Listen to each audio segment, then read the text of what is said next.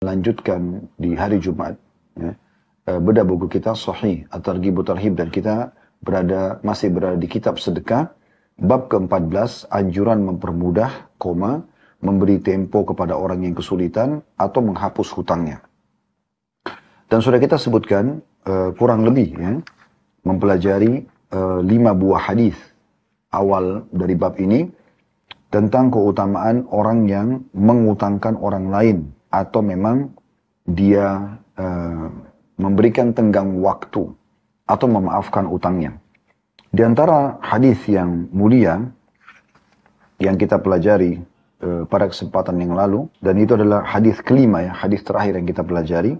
Saya ulangi kembali dengan sanad hasan, urutan 907 dari awal belajar berbunyi, dari Buraidah radhiyallahu anhu, dia berkata, aku mendengarkan Rasulullah sallallahu alaihi wasallam bersabda, "Man andhara mu'siran falahu kulla yawmin mithlahu sadaqah."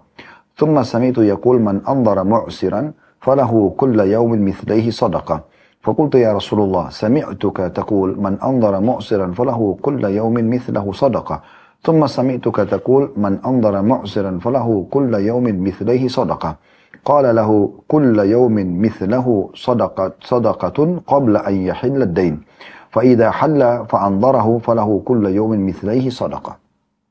Terjemahannya, kata Nabi SAW, kata Buraidah, aku mendengarkan Rasulullah SAW bersabda, barang siapa yang memberikan tempo pembayaran hutang kepada orang yang dalam kesulitan, maka dia mendapatkan nilai sedekah senilai hutang tersebut 1 kali lipat setiap harinya. Kemudian aku mendengarkan beliau juga bersabda, barang siapa memberi tempo pembayaran utang kepada orang yang dalam kesulitan, maka dia mendapat nilai sedekah 2 kali lipat setiap hari. Aku berkata, wahai Rasulullah, aku mendengar Anda berkata atau bersabda, barang siapa memberi tempo kepada orang dalam kesulitan, maka dia mendapatkan nilai sedekah senilai utang tersebut setiap harinya 1 kali lipat. Kemudian aku mendengarkan juga Anda berkata atau bersabda, barang siapa yang memberi tempo kepada orang yang dalam kesulitan, maka dia mendapatkan nilai sedekah 2 kali lipat dari nilai uang yang dia pinjamkan. Maka Rasulullah SAW bersabda kepada Buraidah radhiyallahu anhu, dia mendapatkan nilai sedekah senilai hutang tersebut setiap hari sebelum hutang itu jatuh tempo. Dan jika telah jatuh tempo dan dia memberikan tambahan tempo lagi, maka dia memperoleh nilai sedekah 2 kali lipat setiap harinya. Hadis ini diriwayatkan oleh Al-Hakim dan semua rawi-rawinya hujjah dalam kitab As-Sahih. Ya. Jadi kalau Anda meminjamkan uang 10 juta rupiah, Anda akad misalnya awal Januari sampai akhir Januari kesepakatannya, setiap hari Anda seperti bersedekah 10 juta rupiah sampai akhir Januari. Sampai Anda kesepakatan utang itu dibayarkan. Anda bisa bayangkan, Anda investasi 10 juta, Anda dapat pahala 300 juta atau 310 juta kalau 31, sampai tanggal 31 misalnya.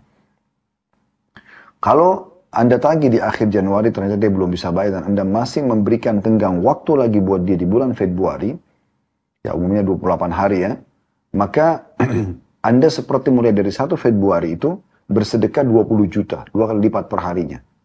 Sampai akhir bulan, atau sampai kapan dia bayar. Inilah keutamaan luar biasa, memudahkan orang-orang yang terlilit utang, ya. Anda mudahkan buat mereka. Dalam riwayat yang lain, riwayat Al-Hakim, masih nomor yang sama ya, masih nomor 5. Man anzara mu'siran falahu kulla yawmin sadaqatun qabla an yahilla ad-dain, fa idha halla ad-dain fa anzarahu ba'da dhalik, falahu kulla yawmin mithlaihi sadaqah.